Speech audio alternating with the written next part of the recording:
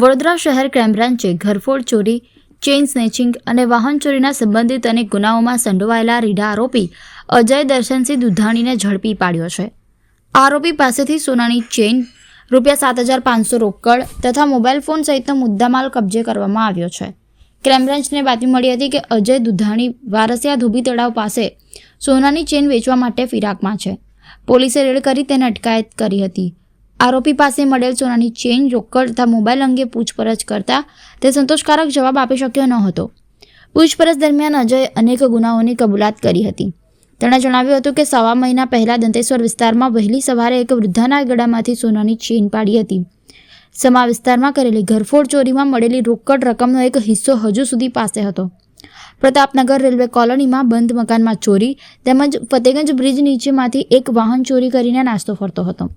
આ ઉપરાંત નાસ્તા ફરતા દરમિયાન સાગરીતો રાજાસિંહ ટાંક અને કમલસિંહ સિસોદિયા સાથે હાલોલ વિસ્તારમાં 2 બંધ મકાનમાં ચોરી કર્યાની પણ કબૂલાત કરી હતી.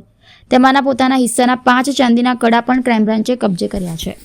પોલીસે પ્રાથમિક તપાસમાં ખાતરી કરી હતી કે અજય દુધાણી સામે સમા, ફતેગંજ, મકરપુરા પોલીસ સ્ટેશનમાં ચોરીના ગુનાઓ નોંધાયેલા છે અને હાલોલ પોલીસ સ્ટેશનમાં પણ એક અજાણ્યા ચોર વિરુદ્ધનો ઘરફોડ ચોરીનો કેસ પેન્ડિંગ હતો. ક્રાઇમ બ્રાન્ચે સમગ્ર કાર્યવાહી બાદ સંબંધિત તમામ પોલીસ સ્ટેશનોને જાણ કરી આરોપીને કાયદેસરની કાર્યવાહી માટે સોંપવાની તજવીજ હાથ ધરાઈ છે.